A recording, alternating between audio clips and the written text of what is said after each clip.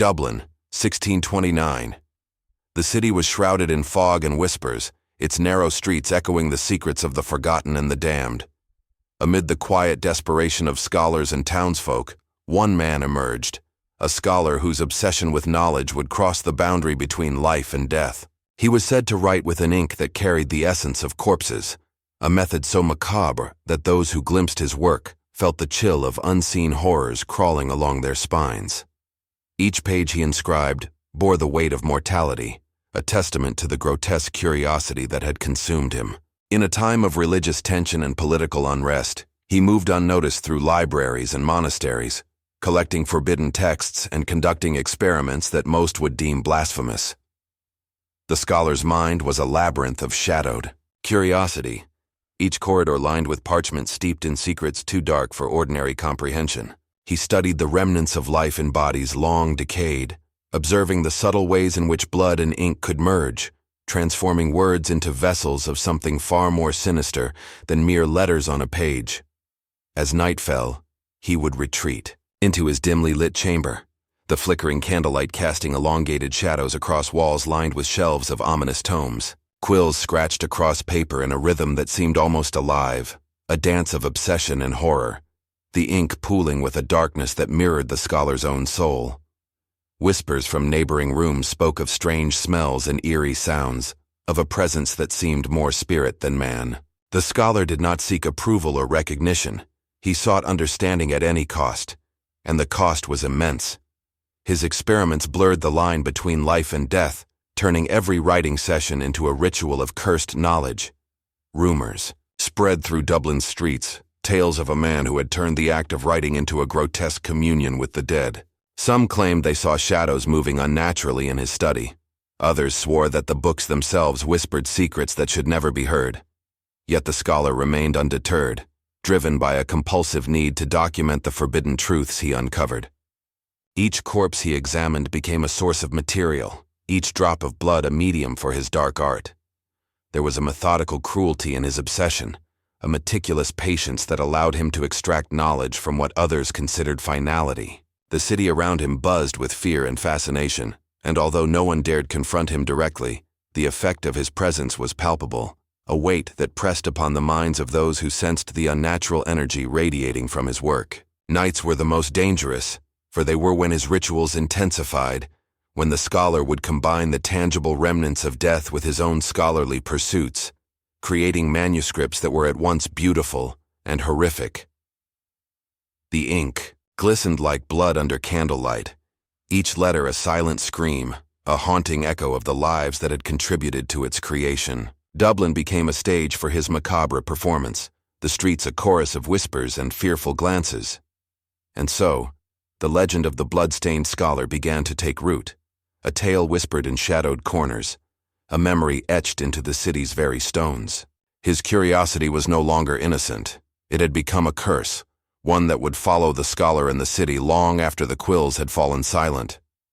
Every document he created was a portal into a world where death was not an end, but a medium, where the act of writing itself was a transgression against the natural order, a bridge connecting the living to the forgotten dead. This was only the beginning, a prelude to the descent into obsession and horror, and Dublin itself seemed to shiver as if sensing the darkness that had awakened within one of its most brilliant minds.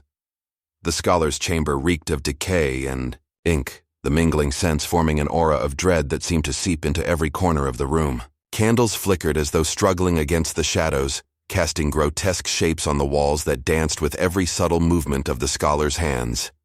Each manuscript he produced bore a sinister signature, the pages saturated with a hue derived from the most forbidden sources, a color both dark and alive, pulsing with the unearthly memory of the dead. His eyes, hollowed yet sharp, scanned each word with an intensity that bordered on mania, reflecting a mind consumed entirely by the pursuit of knowledge that no other dared approach.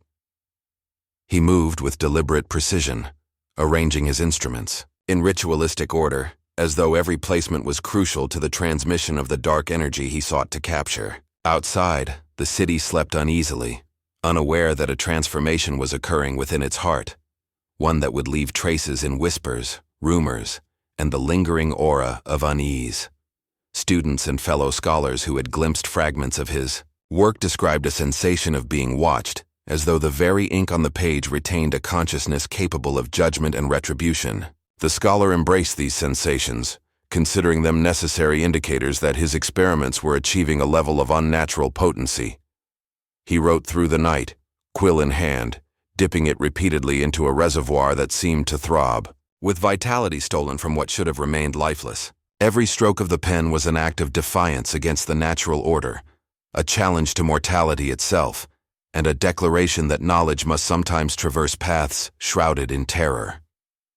The candlelight flickered violently as a draft swept through the chamber, carrying with it the faint metallic tang of blood and the weight of inevitability. In those moments the scholar paused, listening to the silence that stretched thickly around him, a silence that seemed to pulse in rhythm with the ink-drenched words he produced. Shadows moved unnaturally along the walls, distorting familiar shapes into forms that no human mind could comfortably interpret, and yet he recorded every detail, every observation, as if the room itself were a participant in his dark experiments. Outside, Dublin remained oblivious, its citizens unaware that the very boundaries of morality and science were being tested in the secluded corners of its scholarly enclaves. The scholar's obsession was no longer a solitary endeavor. It had become an instrument of transformation, a conduit through which the living and the dead conversed in ways that defied reason. Rumors of his deeds began to ripple quietly through the city, tales of manuscripts that breathed with life, of letters that whispered when held close to the ear, and of a scholar whose gaze could pierce the veil between existence and the forgotten void beyond. Each night, as he labored with relentless intensity, the room seemed to thicken with unseen presences, as if the souls of those long departed were drawn to the pages that now contained fragments of themselves. The scholar did not flinch, for he believed he was capturing truths too profound and terrifying for ordinary minds, truths that demanded the ultimate sacrifice of conventional morality. By dawn, the manuscripts were complete, each a chilling testament to the scholar's unwavering commitment to uncovering the secrets that lay hidden in life and death alike. Dublin, shrouded in mist and suspicion, held no awareness of the dark legacy being forged in a single chamber, and yet the air itself seemed heavier, more laden with the echoes of what had transpired. In that quiet, cursed solitude, the scholar's ambition reached its zenith, laying the foundation for a body of work that would haunt the minds of anyone who dared to study it, a record of obsession, darkness, and the relentless pursuit of forbidden knowledge. The city's shadows lengthened as if bowing to the scholar's unholy endeavor, acknowledging a presence that would forever alter the perception of what was acceptable, what was moral, and what lay beyond the fragile boundary separating life from death. And so, the tale of the bloodstained scholar began its descent into infamy, his writings a macabre bridge between the corporeal and the spectral, a haunting testament to the perilous seduction of forbidden scholarship, and a warning that some curiosities are too deadly, too cursed, and too irrevocably tragic to ever be fully comprehended by the living. Dublin, 1629, was a city of contrasts, where narrow cobbled streets met grand stone buildings, and the fog that rolled off the river Liffey seemed to carry whispers of secrets long buried. The scholar came from a lineage that prided itself on intellect and refinement, yet little was known of his early life. His family, once influential in both academic and ecclesiastical circles, had fallen into obscurity, leaving him with a profound sense of isolation and an insatiable hunger for recognition. From a young age, he displayed an unusual fascination with mortality, spending hours in graveyards observing the process of decay, noting how the flesh transformed, how the essence of life seemed to seep into the soil. Teachers who attempted to guide him in conventional studies often remarked on his obsessive nature, how he would linger over anatomical texts and philosophical treatises with a fixation that bordered on mania. Dublin's intellectual circles were simultaneously intrigued and unsettled by his reputation.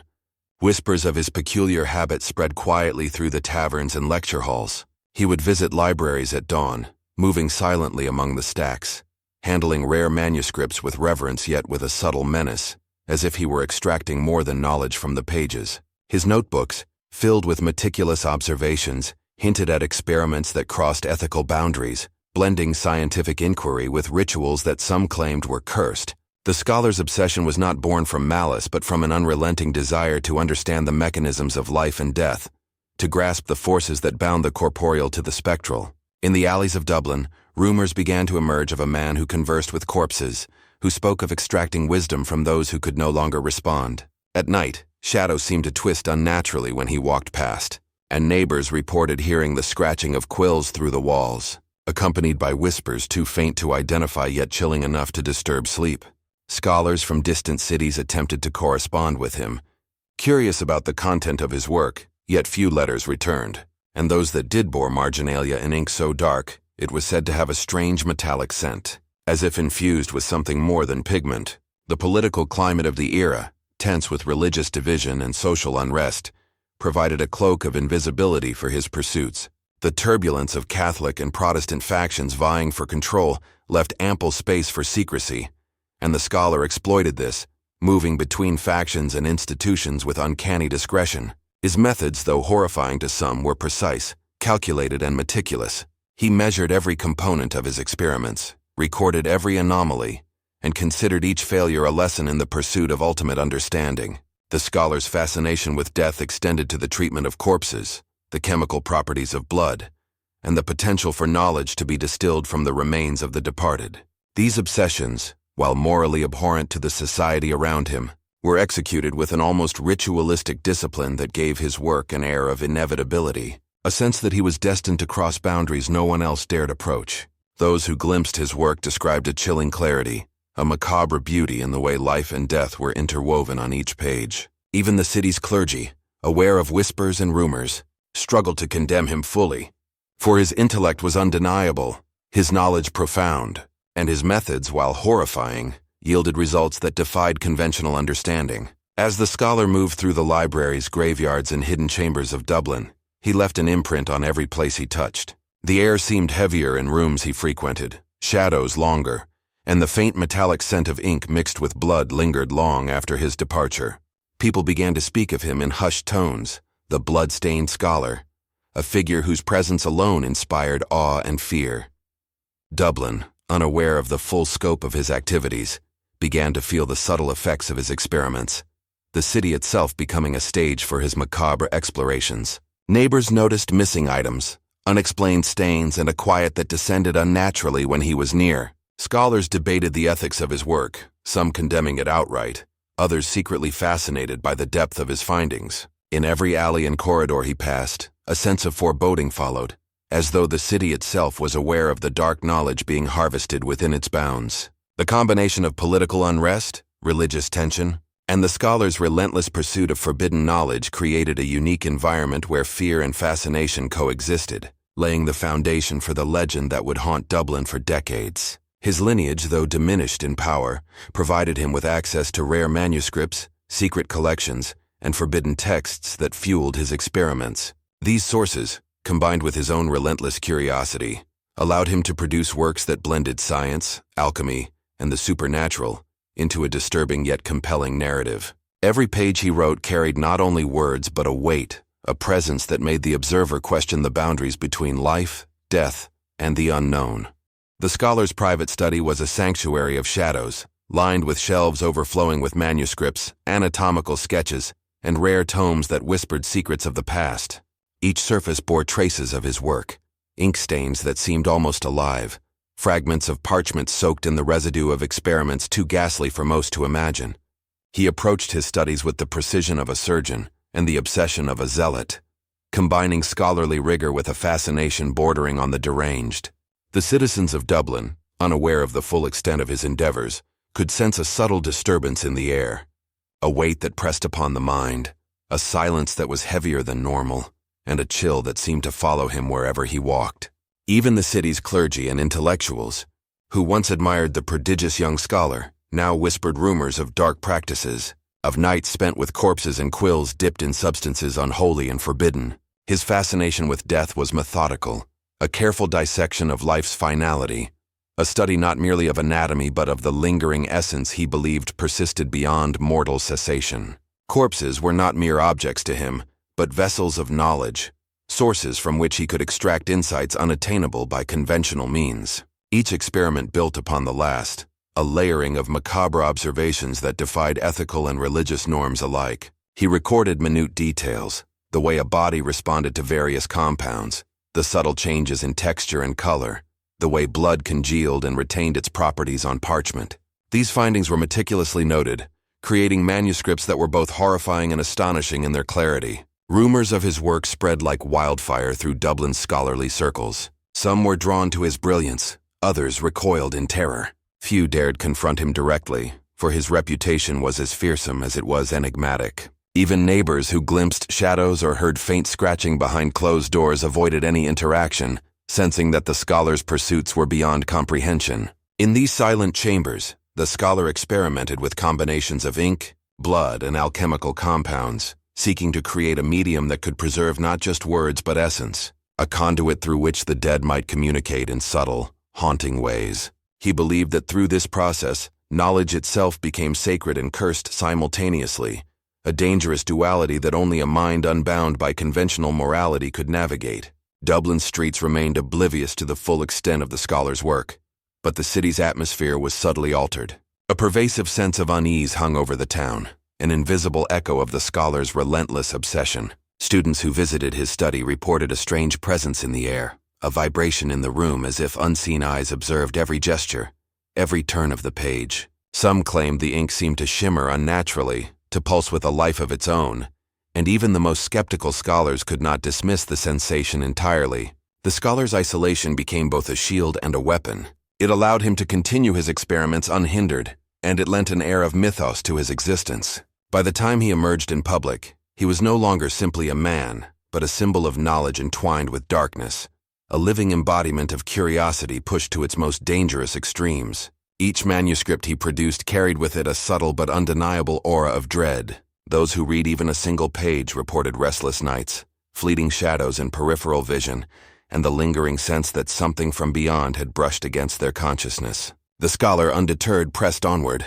He saw himself not as a villain but as a pioneer, exploring the limits of human understanding, pushing the boundaries where life and death intersected. The legacy he forged in these years would become the foundation for tales of horror and fascination that persisted long after his death, a dark imprint on Dublin's history. Even decades later, scholars and historians would uncover fragments of his work, marveling at the precision and audacity of his experiments, while simultaneously shuddering at the implications.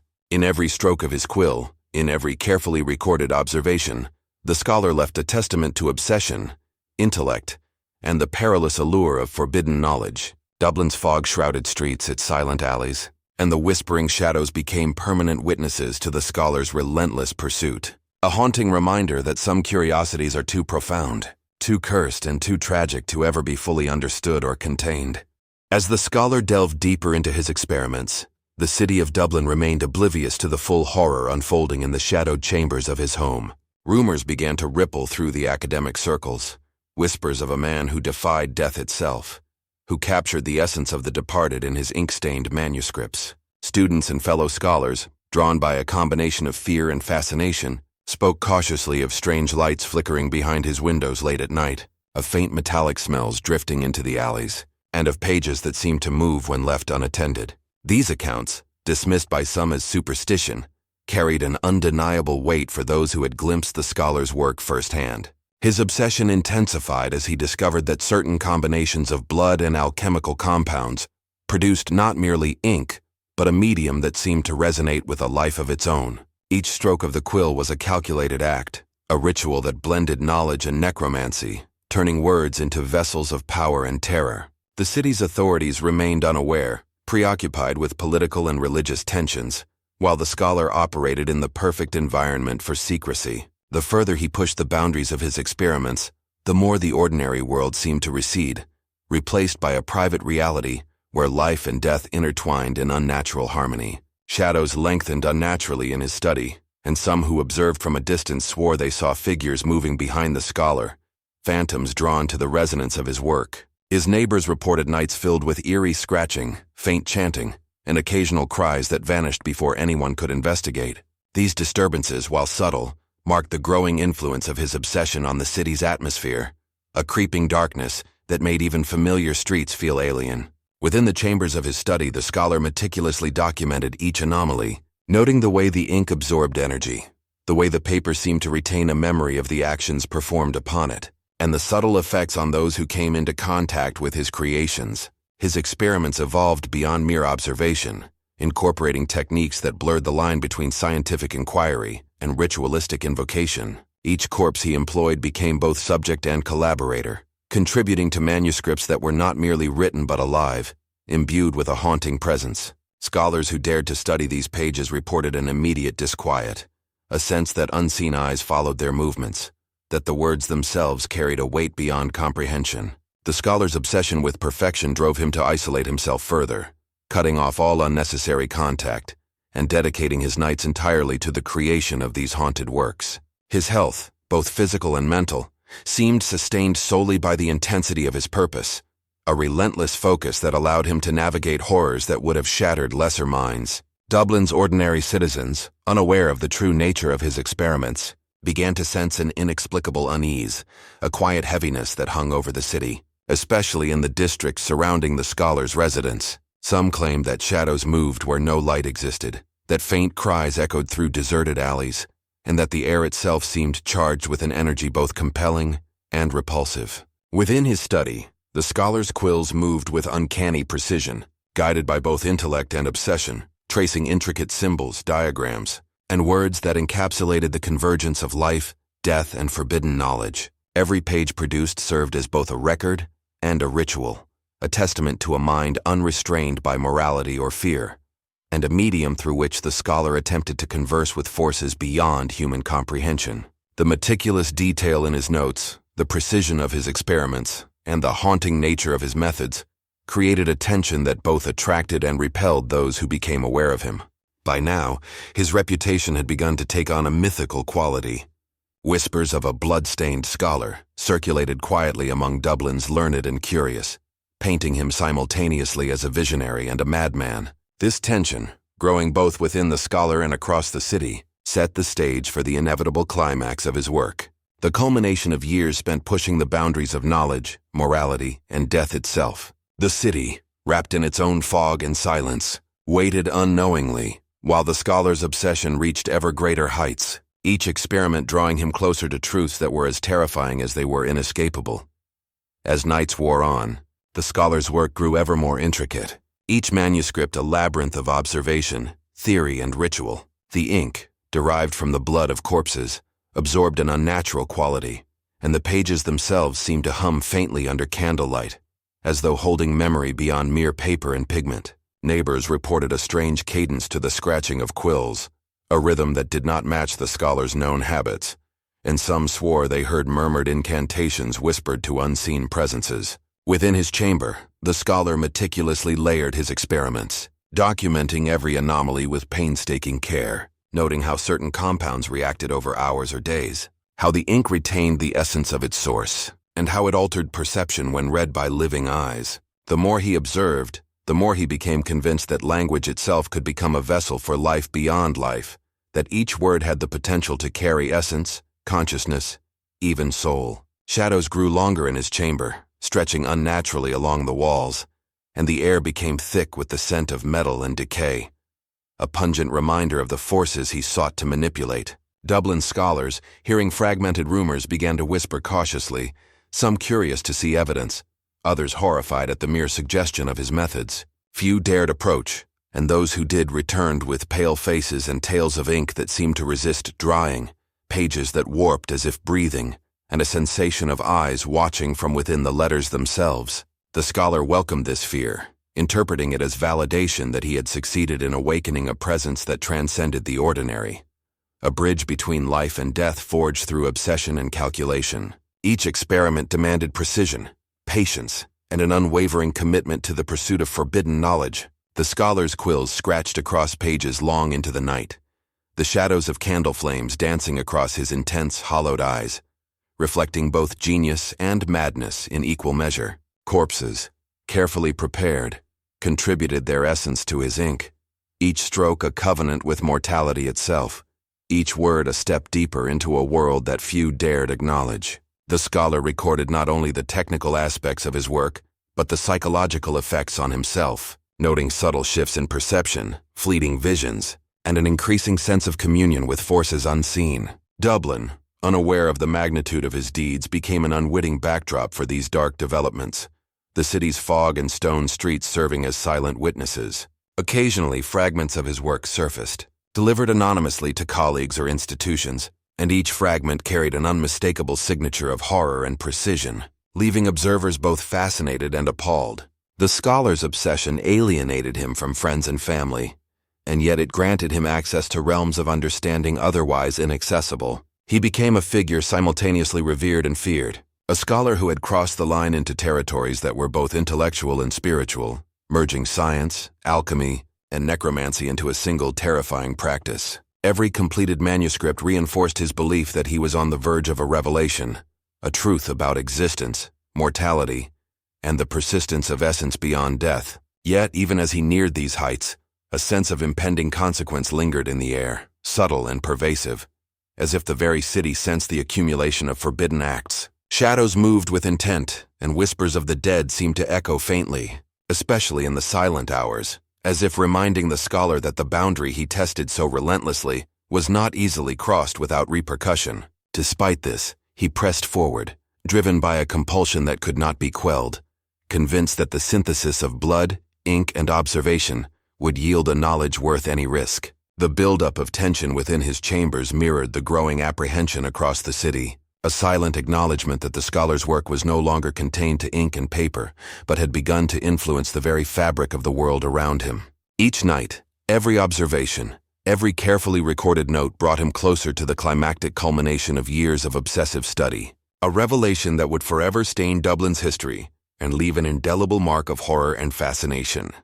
The night of the scholar's greatest experiment arrived with a tension that seemed to thicken the very air in Dublin. Candles flickered violently in his chamber, casting shadows that danced with an intensity matched only by the scholar's obsession. He had prepared meticulously, arranging corpses, alchemical instruments, and manuscripts in a precise order that would ensure the culmination of years of study. Each element was carefully measured, each step executed with deliberate precision, as if the success of the ritual depended on the alignment of every detail. The ink, freshly derived from the lifeblood of the deceased, shimmered unnaturally under candlelight, a dark crimson that seemed almost alive, as though holding the memories of those who had provided it. As he began to write, the quill moved across the page with a deliberate fluidity, tracing letters imbued with both intellect and a sinister energy that few could comprehend. The atmosphere in the chamber grew dense, oppressive, the air vibrating subtly as though in response to the scholar's actions.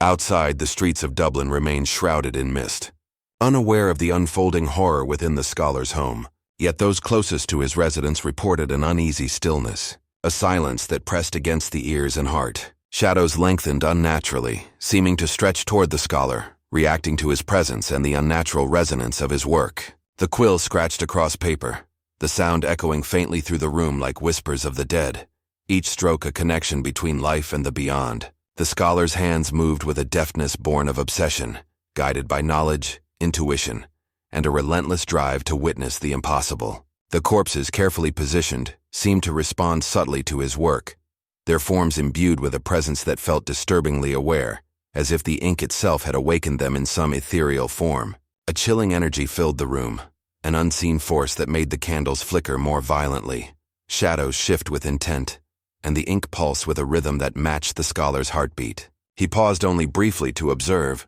noting subtle changes in the appearance of his materials, the way the ink reflected the candlelight differently with each stroke, the way the room itself seemed to breathe along with him. Then with a steady hand he resumed, pushing his quill faster, weaving words that carried not only meaning, but a terrifying vitality, a presence that seemed to communicate in whispers, just beyond the edge of comprehension. The air grew heavier, a metallic tang saturating the chamber, and the faint hum of energy that had begun to emanate from the ink intensified, vibrating in harmony with the scholar's meticulous movements. Outside, a faint tremor seemed to ripple through the walls, unnoticed by the city at large but felt by the scholar in the marrow of his bones. His eyes, hollow yet focused, scanned every detail, ensuring the precision of each motion, each word, each connection made between page, ink, and corpse. Time became distorted, minutes stretching and folding as the scholar immersed himself fully, losing awareness of the ordinary world. A low, almost imperceptible whisper seemed to emanate from the manuscripts themselves, a collective murmur of voices bound to the ink, carrying fragments of memory, emotion, and a latent consciousness. The scholar's pulse raced, yet his hand remained steady, guided by years of practice, obsession, and the certainty that he was on the verge of a revelation that would redefine understanding of life, death, and the intangible forces connecting them. Candlelight flickered once more, shadows coalesced, and the energy in the chamber reached a crescendo, a moment of tension so complete that even the scholar seemed suspended between reality and the forbidden knowledge he sought to harness. With the final stroke of the quill, the manuscript was complete, the ink shimmering as though alive, pages radiating a presence that could no longer be ignored. A chilling silence followed, thick and palpable, punctuated only by the faintest whisper that seemed to murmur from the pages. "It is done." The scholar leaned back, sweat glistening on his brow, eyes wide with a mixture of triumph and horror, for he knew that he had crossed a threshold from which there was no return. Every element of his experiment had succeeded beyond expectation. The boundaries between life and death, observer and observed, reality and the supernatural now blurred irrevocably within the confines of that chamber. The culmination of years of meticulous research, obsession, and macabre curiosity had produced a result both magnificent and terrifying. A manuscript that was not merely written but alive. A vessel of consciousness that bridged the mortal and the spectral. Dublin remained unaware, yet the scholar understood that his actions had created a presence, a haunting that would ripple far beyond the walls of his study, leaving a mark on the city, the people, and the history of knowledge itself. In that moment, the bloodstained scholar, exhausted yet exhilarated, realized the magnitude of what he had accomplished, a revelation that would forever intertwine his name with horror, brilliance, and the tragic allure of forbidden curiosity. The scholar's chamber pulsed with an eerie energy, the ink on the final pages glimmering as though alive, reflecting the culmination of his relentless obsession. Shadows writhed across the walls, elongated and distorted as if drawn to the manuscript itself, acknowledging the unnatural force now contained within. The air was thick, charged with a subtle vibration that seemed to originate from the inked letters, and the faint metallic scent of blood mingled with the acrid tang of alchemical compounds. The scholar, heart pounding, observed the results with both awe and horror, realizing that he had succeeded in creating a medium that could hold fragments of consciousness, a bridge between the living and the dead. Each page contained more than words. It contained presence, memory, and whispers of those whose essence had been used in its creation. A flicker of candlelight illuminated his gaunt face, revealing a mixture of triumph, terror, and an understanding that he had crossed a line no other had dared approach. Outside the chamber, Dublin slept, oblivious to the unprecedented horror that had been unleashed. Yet the streets closest to his residence seemed subtly altered, the fog heavier, the shadows deeper, as if the city itself had absorbed the residue of his experiment. The scholar carefully closed the final manuscript, handling it as one might a living creature, aware that it now contained forces far beyond ordinary comprehension. In the silence that followed, the faintest whisper echoed through the room, a murmur from the pages themselves, a reminder that the experiment had consequences that even he could not predict. Days and nights blurred as the scholar continued to document the results, recording subtle changes in the manuscripts, the way the ink seemed to pulse faintly, and the effect it had on anyone who dared to read it.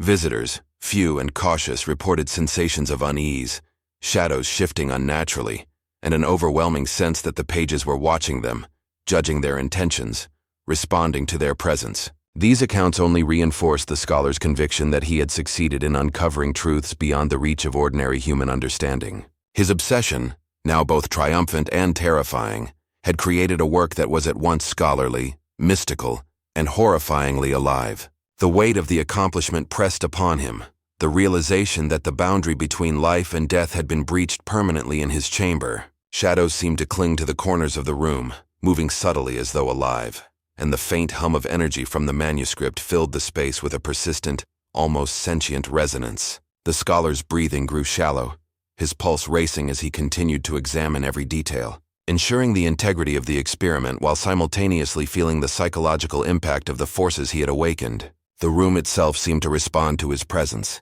objects shifting slightly when he was not looking, a subtle but undeniable reminder that he was no longer alone, that the essence of the dead he had captured lingered with intent. Each night as he wrote further, the manuscript seemed to expand in influence, their presence felt beyond the walls of his chamber, affecting the atmosphere in the surrounding rooms. altering the perception of those nearby in ways both subtle and profound. Dublin remained unaware of the magnitude of the scholar's work, yet the air above his residence carried a tension, a disturbance that would later be recounted in whispers, stories of a place where shadows moved independently, where the very act of reading could induce a sense of being observed by forces beyond mortal comprehension. The culmination of his labor had achieved more than knowledge. It had created a haunting, a presence, a testament to obsession and the perilous pursuit of forbidden understanding. As the scholar leaned back, exhausted yet exhilarated, he understood the gravity of his achievement, the irreversible crossing into realms that balanced precariously between life and death. The manuscripts inked with blood and intent were now living artifacts, vessels containing echoes of the dead, resonating with knowledge, memory, and something beyond comprehension. The city itself, though unaware, had been forever touched by his experiments, and the scholar's name, already whispered among the learned and curious, would become synonymous with brilliance, horror, and the tragic allure of forbidden knowledge. The bloodstained scholar, at the apex of his obsession, realized that he had created not merely works of ink and paper, but entities that carried life beyond life, a haunting legacy that would endure far beyond his mortal existence, marking Dublin forever as a city that had witnessed both the heights and the horrors of human curiosity. The completion of the manuscripts left the scholar both triumphant and haunted, for he understood that he had awakened forces that could not be easily contained. Dublin, unaware of the true nature of his achievements, began to experience subtle, inexplicable changes, a shift in atmosphere that no ordinary observer could identify, but that hinted at the lingering presence of something unnatural. Scholars who had received fragments of his work reported nightmares, faint whispers in empty rooms, and an unshakable feeling that the ink itself was aware of their attention. The scholar's health began to show the strain of his relentless obsession, yet he continued to work, compelled by the knowledge that his discoveries were unprecedented, that they would forever alter the boundaries of understanding. News of his experiments spread slowly, carried by whispers and half-formed stories, some of admiration, others of horror. He became a figure of fascination and fear, a man whose intellect and ambition had driven him beyond conventional morality and into the realm of the uncanny. The city's scholars debated his work, some condemning it as sacrilegious and obscene, others cautiously intrigued by the unprecedented depth and clarity of his findings. The manuscripts themselves became objects of obsession for those who encountered them, their presence exerting a subtle influence on the minds of the living, a reminder that the scholar had infused them with fragments of the dead. Within the scholar's home, the atmosphere remained charged, shadows deepened, and the faint metallic scent of blood persisted, a testament to the nature of his experiments. Even in isolation, he was never truly alone. The entities he had invoked, the echoes of life beyond life, lingered with intent, shaping the air, the light, and the perception of every visitor or intruder.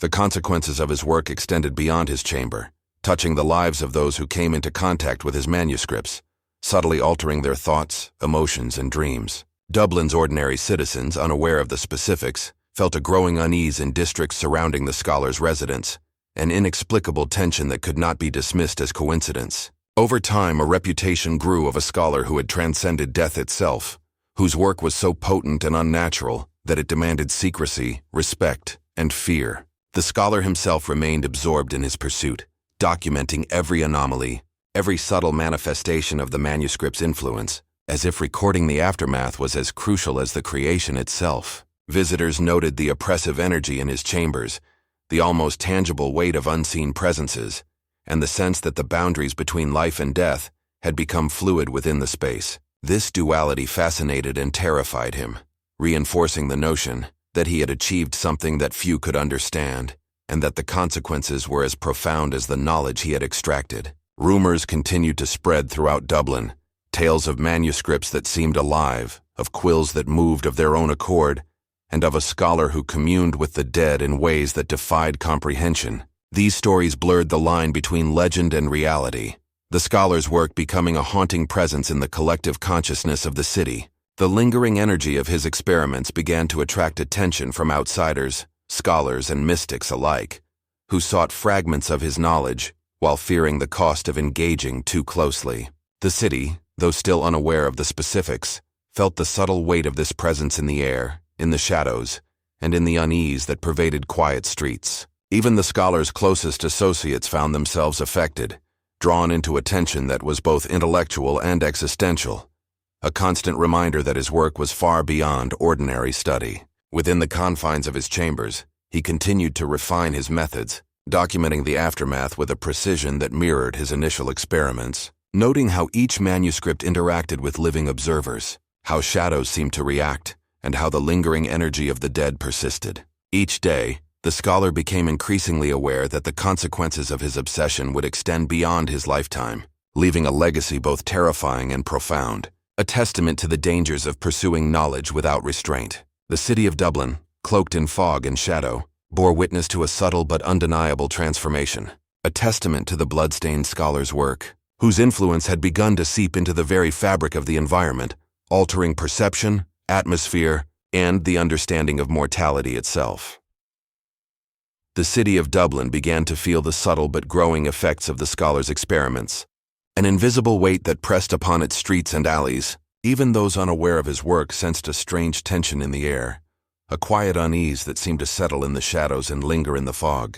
Scholars who had previously admired him now approached with caution, some compelled by curiosity, others driven away by the ominous nature of the manuscripts. Visitors to his home reported feeling observed, as though the ink itself held consciousness, watching their every move and influencing their thoughts in ways they could neither articulate nor resist. The scholar, immersed in his documentation, noted these effects meticulously, recording each reaction, each subtle change, and each unusual phenomenon with the same obsessive precision that had driven his experiments from the beginning. Shadows in the chamber no longer behaved as they should, stretching and twisting unnaturally, as if reflecting the distorted boundary between life and death. The manuscripts emanated a presence that was increasingly palpable, affecting anyone who came into contact with them, leaving an indelible impression on their mind and soul. The scholar's health, though seemingly resilient, bore the invisible scars of his relentless pursuit. His nights were restless, filled with visions and whispers that seemed to emanate from the very pages he had created. Dublin citizens, unaware of the true source, attributed their unease to the persistent fog in the city's labyrinthine streets. Yet the scholar knew that his work had permanently altered the environment, leaving a residual energy that would linger long after his presence faded. Over time, the reputation of the bloodstained scholar spread far beyond the immediate academic circles, tales of his accomplishments and the haunting nature of his manuscripts reaching distant cities and foreign scholars. These stories, whispered cautiously and passed along with equal parts reverence and fear, painted him as both a genius and a danger, a man who had touched forces forbidden to the living. Within his chambers, the scholar continued to refine his observations, experimenting further with the interaction between the manuscripts and those who read them, noting how the ink's resonance seemed to affect consciousness, perception, and even emotion. He observed subtle changes in the behavior of individuals who spent time with his work, from increased anxiety and obsession to fleeting glimpses of visions they could neither explain nor forget. The scholar's understanding of these phenomena deepened, confirming that his work had transcended mere experimentation, moving into the realm of the supernatural. Dublin, unaware of the intricacies of his activities, experienced the effects indirectly. Shadows seemed to linger longer. Fog carried a heavier weight, and even the sound of footsteps on cobblestones felt subtly altered, as though echoing from multiple planes simultaneously. Scholars and mystics who eventually encountered fragments of the manuscripts reported sensations of being watched, whispers that seemed to speak in languages long dead, and an inexplicable compulsion to continue reading despite the terror these pages invoked. The scholar documented these occurrences with the same obsessive care, understanding that the true measure of his work was not only in its creation, but in its enduring effect on the living. He realized that his experiments had forged a lasting presence, an imprint of life and death intertwined, that would persist far beyond his mortal existence. The impact on Dublin's intellectual and spiritual life was profound, setting a precedent for the dangers inherent in pursuing knowledge without ethical restraint or concern for consequence. The scholar's legacy became a subject of fascination, dread, and speculation, the manuscripts themselves functioning as both warning and testimony to the power and peril of his work. Even as he aged, the scholar remained engrossed in monitoring the influence of his creations, observing subtle shifts in behavior, consciousness, and perception, ensuring that the manuscripts retained their potency and influence. The city, in its oblivion, became an unwitting participant in the after-effects of his obsession, a living environment subtly reshaped by the forces he had invoked. In documenting the aftermath, the scholar ensured that future generations would confront the reality that knowledge, when pursued without moral constraint, can produce results that transcend comprehension, challenging the boundary between life, death, and the lingering essence in between. Despite the scholar's deathless obsession, mysteries surrounding his work began to deepen, refusing explanation or containment. The manuscripts, inked with blood and ritual, continued to emanate an energy that defied rational understanding, resisting attempts to catalog or analyze them fully. Scholars, priests, and curious minds who encountered fragments reported phenomena that ranged from subtle whispers to hallucinations of figures that had no place in reality, leaving witnesses shaken to their core. Some claimed the manuscripts themselves moved slightly when unobserved, pages curling and letters shifting as though reacting to human attention, a presence that was intelligent and malevolent yet eerily precise. Over time, the bloodstained scholar became a figure of legend. His name whispered in Dublin and beyond, as people debated whether he had truly crossed the boundary between life and death, or whether his creations were haunted by something entirely other. The line between fact and folklore blurred, for each account of his work carried the undeniable weight of lived experience and personal terror. Investigations into his residence found traces of substances that could not be chemically identified, pages of manuscripts partially decomposed yet somehow perfectly preserved, and shadows that lingered unnaturally, disappearing only when directly confronted. Attempts to reproduce his methods failed repeatedly. Every experiment either yielded nothing or created phenomena so disturbing that participants refused to continue. The city itself seemed to respond to the lingering presence, fogs thickening, shadows lengthening, and nights carrying a chill unaccounted for by weather. Even decades later, when the manuscripts were moved or sold, each location experienced subtle disturbances, rumors of madness, whispers in empty rooms, faint metallic smells, and objects shifting when no one watched. Scholars debated the origin of the anomalies, some attributing them to psychological influence, others convinced that forces beyond comprehension were at work, and few dared to dismiss the reports entirely. Certain fragments hinted at a hidden formula, an alchemical pattern that could supposedly bind consciousness to ink, yet no one could reproduce the results, and those who attempted often reported immediate malaise or insanity. It became increasingly clear that the scholar had tapped into forces that were not merely physical or spiritual, but a convergence of both, a liminal space where the living, the dead, and something far stranger intersected.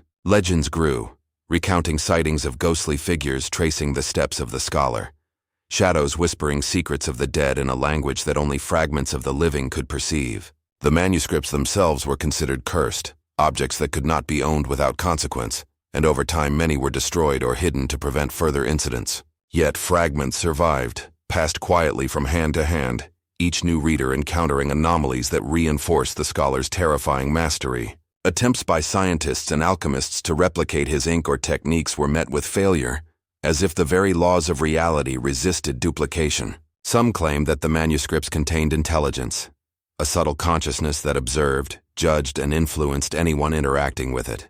Shadows in rooms where the manuscripts were kept seemed unnaturally still, yet those who entered felt the weight of unseen eyes, a presence that was both oppressive and alluring, compelling attention while warning against it simultaneously. Dublin's history became punctuated with subtle nods to the scholar's influence, from unexplained disappearances to strange phenomena reported by citizens, hinting that the effects of his work persisted beyond the confines of his residence.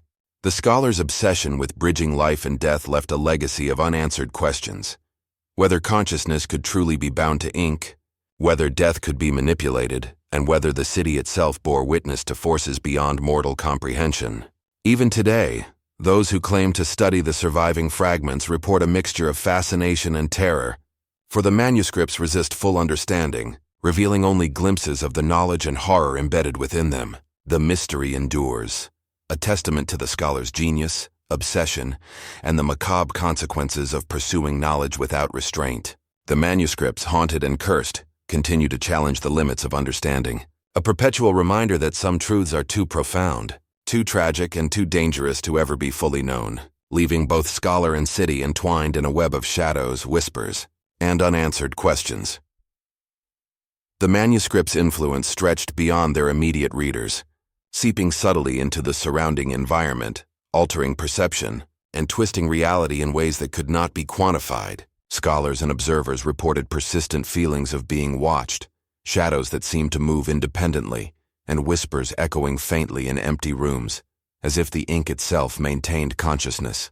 Attempts to analyze the chemical composition of the blood-derived ink yielded inconsistent and impossible results. Portions of it resisted all conventional methods, while other fragments decayed unnaturally yet remained legible. Each encounter with the manuscripts reinforced a growing sense that they were not merely books, but living artifacts, vessels of a knowledge that was both profound and terrifying.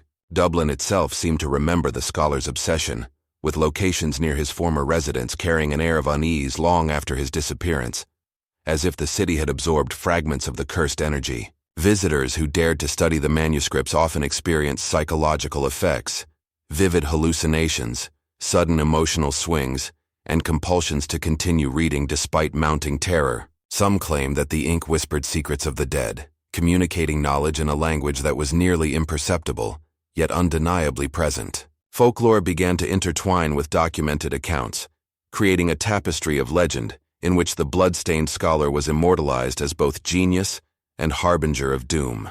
The manuscripts' survival over decades suggested an unnatural resilience, their cursed nature preserving them against decay, fire, and human interference, almost as if they were protected by the very energies the scholar had invoked. Scholars attempting to replicate the methods reported immediate physical and mental distress, some driven to madness, others inexplicably compelled to abandon their experiments.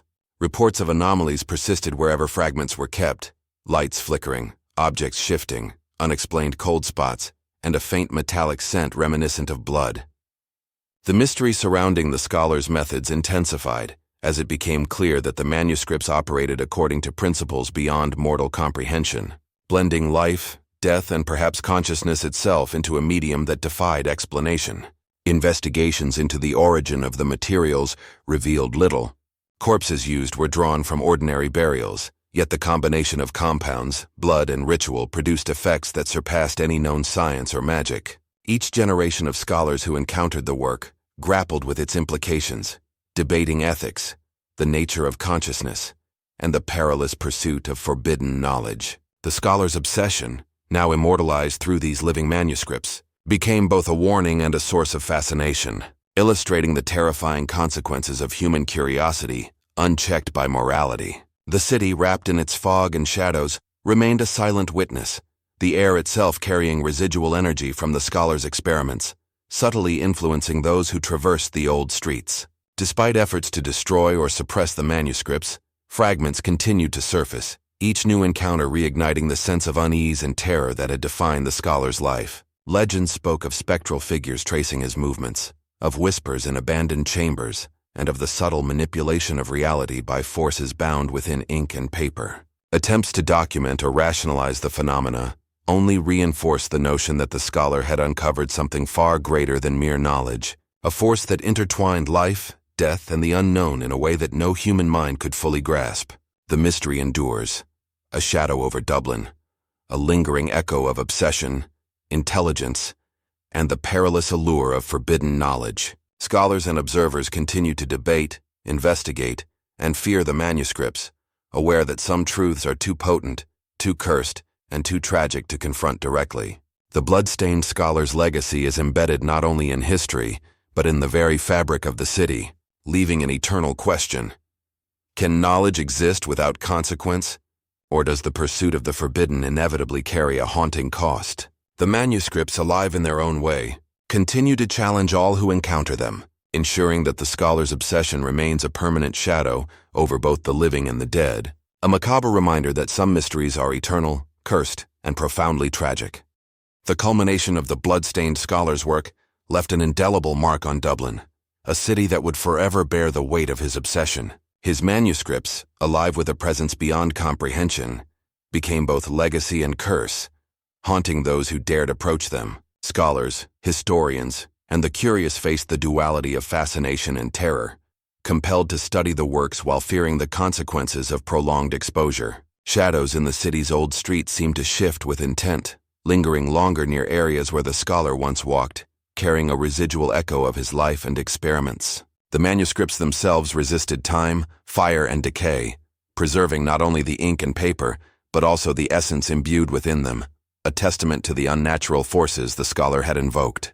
Accounts of phenomena persisted for generations: sudden chills, whispers in empty rooms, fleeting shadows, and visions of figures that seemed to exist just beyond reality, all attributed to the lingering presence of his work. Attempts to replicate the scholar's methods ended in disaster, driving some to madness, leaving others physically or mentally broken, reinforcing the notion that the manuscripts were far more than mere documents. They were vessels of life, death, and something beyond. Historians debated his genius and madness, but consensus was impossible. The results of his work could not be fully understood, nor could the terrifying implications be ignored. Even those who had not seen the manuscripts felt the subtle influence: a heavy air in certain districts, a pervasive unease in foggy nights, and the lingering metallic scent that marked the presence of the scholar's cursed experiments. The city itself became a participant in the aftermath, absorbing fragments of energy that shifted perception and emotion, leaving an invisible imprint that would endure through centuries. Folklore merged with reality, blending the scholar's deeds into the myths of Dublin, creating a legacy that was as chilling as it was fascinating. Some claimed that reading even a single page could awaken awareness within the ink, drawing fragments of life and consciousness into the reader, leaving a permanent mark on their mind. The scholar's obsession had created not only knowledge but an eternal presence, a haunting that would outlast any human lifetime. As the city aged, the manuscripts circulated quietly, each new owner experiencing subtle, often terrifying phenomena that reinforced the power and danger contained within. Scholars continued to study these fragments, documenting their experiences, yet full understanding remained elusive, confirming that the boundaries he had crossed were permanent and irreversible. Dublin's fog and shadows, the twisting alleys, and the old stone buildings carried a residual tension, a reminder that the blood-stained scholar had once walked among them and that his influence remained active. Over centuries, the story of the scholar became a blend of history, legend, and warning, a narrative that illustrated both the heights of human intellect and the depths of obsession. The manuscript stood as a testament to the peril of pursuing forbidden knowledge, where the thirst for understanding could awaken forces that resisted containment and comprehension. Even modern scholars, encountering fragments preserved in museums or private collections, reported the same sensations: whispers, fleeting shadows, and the unnerving awareness of being observed by forces unseen. The enduring power of his work highlighted the tragic reality that curiosity, brilliance, and obsession, when untethered by morality, could create consequences far beyond imagination. The city, the manuscripts, and the lingering presence of the scholar formed a macabre triad, a testament to human ambition and its dangers, ensuring that his name would remain synonymous with brilliance, horror, and tragedy. The blood-stained scholar's obsession became immortal, woven into the city's history, a cautionary tale and an enduring fascination, illustrating that some pursuits, no matter how brilliant, carry a price too grave for ordinary understanding. Every corner of Dublin, every whisper of fog, and every shadow in the night seemed to echo the consequences of his relentless quest for knowledge, leaving a haunting reminder that the pursuit of forbidden understanding is a path from which there may be no return. As decades passed, the blood-stained scholar's presence lingered like a shadow over Dublin, manifesting in subtle disturbances that only the sensitive could perceive. Scholars who dared study the manuscripts reported an overwhelming sense of unease, visions of figures moving in the periphery, and whispers that seemed to emanate directly from the inked pages. The manuscripts, defying decay and destruction, remained perfect in form yet alive in essence, their cursed energy undiminished by time. Some claimed that even touching a page left an imprint on the mind, a subtle shift in perception, an awareness of forces beyond mortal comprehension. The scholar's obsession had transcended mortality, embedding itself in the very fabric of the manuscripts, binding fragments of life and consciousness to ink and paper in a way no one could replicate. Dublin's fog and shadows seemed thicker near locations once associated with him, an atmospheric residue that both fascinated and terrified locals. Generations of scholars approached the surviving manuscripts with equal parts reverence and fear, understanding that curiosity could unleash consequences as profound as those experienced by the original blood-stained scholar. The line between science, ritual, and the supernatural blurred, leaving observers unsure whether they faced natural phenomena, psychological influence, or true manifestations of the dead. Visitors described moments when shadows appeared to stretch unnaturally, Objects shifted without explanation, and faint whispers spoke truths no human should know. The legend of the bloodstained scholar became entwined with Dublin's identity, a cautionary tale illustrating the perilous pursuit of forbidden knowledge. Even those unaware of his history felt the impact, a subtle pressure in the air, a lingering cold, or an inexplicable weight upon the heart when walking certain streets. Attempts to confine or destroy the manuscripts were met with failure, often resulting in misfortune, illness, or madness among those who tried, reinforcing the notion that the scholar had created something beyond human control. Historians debated whether his work was genius or blasphemy, a merging of intellect and horror that could never be untangled from the city's story. Over centuries, the scholar's influence remained alive, not through active manipulation but as a lingering effect of obsession, ritual, and the unnatural resonance embedded in the manuscripts. The presence of the scholar, both literal and symbolic, haunted anyone who came too close, and stories of encounters spread quietly, forming a network of whispered warnings among those sensitive to his work. Each generation added fragments to the legend, reports of unexplained shadows, fleeting apparitions, or voices calling from empty rooms, each event reinforcing the manuscript's cursed reputation. The bloodstained scholar's life and obsession became a measure of human ambition's darkest potential, demonstrating that the pursuit of knowledge without restraint can yield results as horrific as they are brilliant. The city, the manuscripts, and the enduring shadow of the scholar together formed a macabre ecosystem, a haunting reminder that curiosity, brilliance, and obsession are powerful, but perilous. Even today, fragments of his manuscripts remain, preserved in secrecy, feared for their ability to influence, haunt, and terrify. The scholar's obsession, immortalized through ink, blood, and paper, continues to challenge the boundaries of human understanding, leaving an unbroken chain of influence that stretches across time. Dublin's foggy streets and shadowed alleys carry whispers of his presence, a subtle reminder that some legacies cannot be buried, that some knowledge is eternally cursed, and that the pursuit of forbidden truths comes at a price too grave to ignore. The blood-stained scholar's name, synonymous with genius, horror, and tragedy, remains etched into history and consciousness, an enduring testament to the consequences of obsession and the terrifying allure of understanding what should never be known. His manuscripts, alive with the essence of the dead and the force of forbidden knowledge, persist as both warning and legacy, ensuring that the scholar's story, and the darkness he invoked, will never fade from memory. In every shadow, in every whisper of wind, in every flicker of candlelight in Dublin's ancient streets, the haunting presence of the bloodstained scholar endures, a tragic, macabre reflection of human curiosity pushed beyond the limits of morality, life, and death.